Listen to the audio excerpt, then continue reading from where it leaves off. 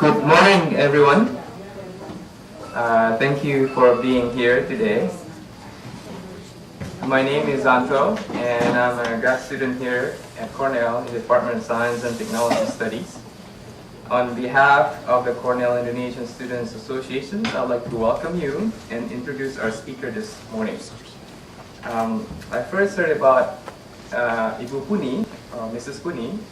That's how Mrs. Mumpuni likes to be called, in the fall of 2007 in Washington, D.C. A close friend of mine mentioned her name and her efforts electrifying many Indonesian villages as a possible topic of research at the time. I listened politely, but since I was interested on another topic at that time, I just put her name in the back of my mind. While flipping through Tempo magazines one winter in 2009, I came across an article about Bu Puni being featured as one of Tempo's magazine Persons of the Year. The picture accompanying the article shows her wearing what would think a Flash costume with a mask and a cape. But it's the story about her work electrifying Indonesia's rural areas that got me interested. I wanted to contact her but found no means to do so. So later when I heard the news about President Obama's mentioning Bu Puni by name in the Presidential Summit on Entrepreneurship this past April, I seized a moment as a way to introduce myself and contact her. After obtaining her email address through a friend, I sent Bu Puni a long email. Her reply was short, giving me her phone number and an invitation to talk. That's how very accessible she is. We chatted a bit and I was excited to learn that she would visit Cornell in the fall, and here she is. In fact, Rebecca, who she's staying with here, said, personally, she kind of does it. Personally, she's warm, funny, charming, and thoughtful. And she's had the privilege of getting to know her over the past 3 years, along with her husband, and came to the conclusion that she could charm a wall. That's one of her personality traits, as attested by Rebecca. Now, if you get a chance to read Mrs. Puni's bio that comes with the announcement about this talk, then you'll notice that she's a very accomplished woman. She's received a number of awards and recognitions, being an Ashoka Fellow, Eisenhower Fellow, and founder of the IBK Indonesia, of course. Online, she even earned a very apt nickname, Sang Pelita Pedesaan, or loosely translated, the bright hope of the villages. But if there is one word to describe her, perhaps it's the one that many people use it, inspiring. Without further ado, I present you Bu Puni.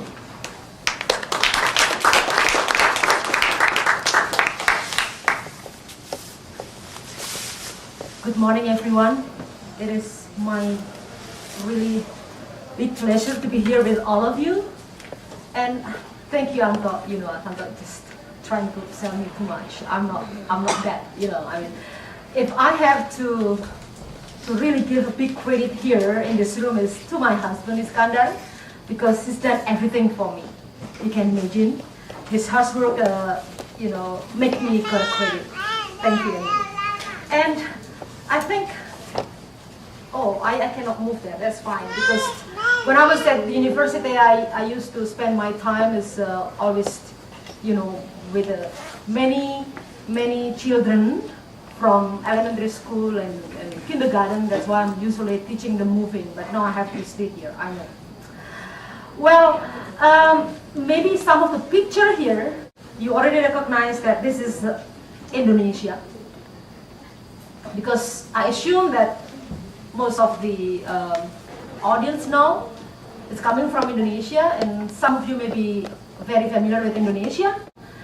And this is exactly the face of our future. All the kids, the children here, that actually live in Indonesia without any access of electricity. In the present situation, it's very hard for you to imagine how people live without electricity. But this has happened. And the challenge that we're facing, it is absolutely really big challenge. If you know the size of our country is by the size itself, I think similar to United States, just because you have so huge land, it's easy for you to travel by car.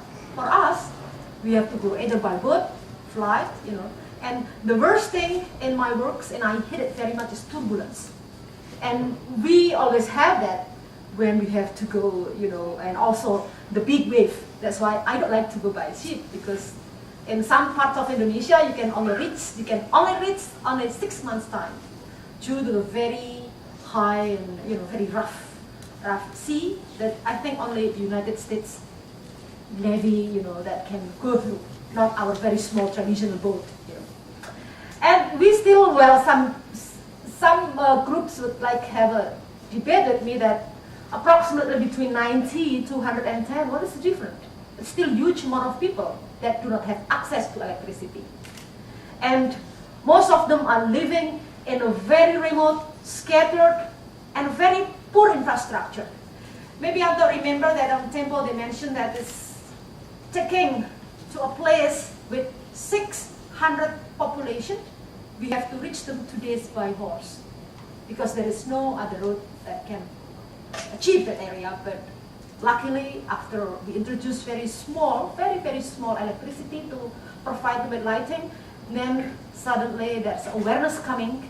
They start to build a road, and we're lucky that we can reach them with a 4-wheel drive road right now. Very rough, but this is the challenge that everybody face. And what are we trying to do together with them is actually I would like to go with not just like bringing the electricity. It's not enough, and being the infrastructure is not the answer towards all the problem. But I would like to go with you in a deep down the paradigm shift or the basic philosophy that we should have if we want to really tackle the problems. We know very well that every villages have their own resources, have their own capability, with their cultural background, with everything. It is really powerful if we know exactly how to approach them and make these resources to be very meaningful to fulfill their life needs. This is what we call it, like how to start with self-development inside the community. That's why we call our approach, our scheme is community-based. And we came across to 3 different very important messages. What we have to do is really unlock the local capability and potential. Because as we understand, almost every village in Indonesia, regardless in the eastern part of Indonesia, they have that potential. And it's a very pity that we never really see this. This is as their really important tools that if we can unlock the potential, then it's easily we can develop them. And what about bringing their local aspiration to develop themselves? So far, I'm not really criticizing the top-down approach, but we have proved that for the last more than 30 years, the top-down approach it's really like giving them something without really make them having sense of belonging. And this has come to the end that is unsustainable development. And it's make them go back to the first stages. And why I'm saying that real-time monitor, it is we need to monitor the progress, how they really develop themselves until they have their own capability, then we can surfacing out slowly but sure. Maybe you ever heard that we have some kind of rakorban. Rakorban is rapat koordinasi pembangunan. It's like development coordination meeting. Why we have it, this is in the province level, in the district level, also in the village level. They have it only once every year. Sometimes what happens is, the villagers only need very small ponds to have their own fish, but they end up by giving them a very nice swimming pool. This is exactly what is when you have only every year village development plan. If you see that how the local resource can be developed, we have We have a very good discussion. My husband is a really technical guy. He's graduated from Bandung Institute of Technology, and I'm from Bogor Agriculture University.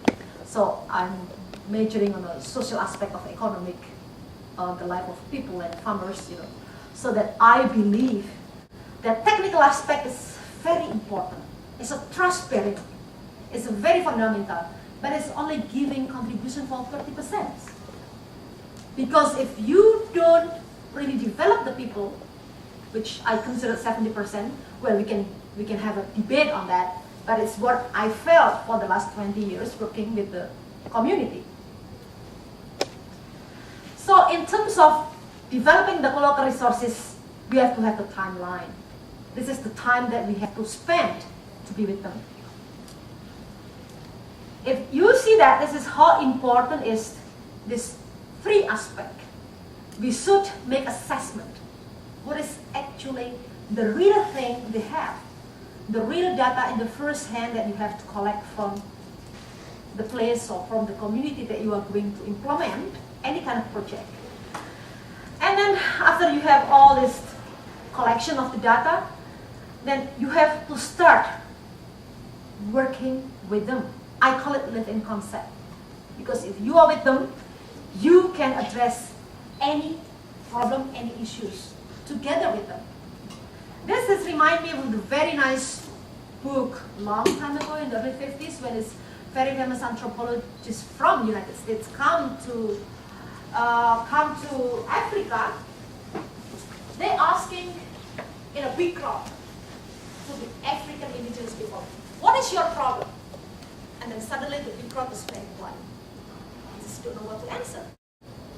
And then suddenly the lady just behind, in the crowd, just stand up and, sir, if I'm telling you my problem, our problem, you will leave us immediately now.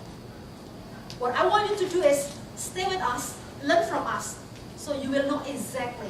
Every day, you know with us, learn with us, every single problem that our community has. By doing so, we will have the right answer and solution. I think this is really perfect, a way of doing the development. So social structure persuasion, it is really needs some effort. In some parts of Indonesia, we can do it in 1 month. Some of them, sometimes 3 months. But if you go the more eastern part, then it takes more time.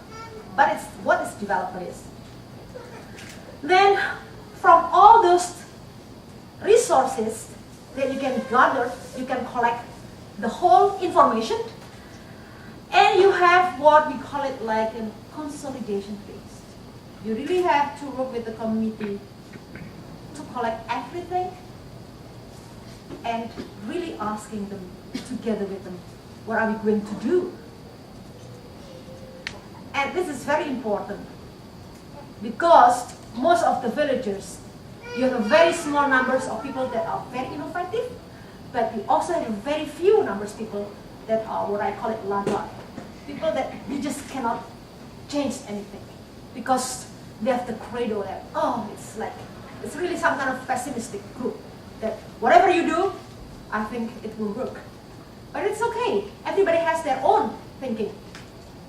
But if we can be succeeded in terms of managing the very small numbers of the innovative groups, then the floatingness awareness can be created and most of the people will just, become innovative, and because they have the trust that we are going to do something good together with them and for them.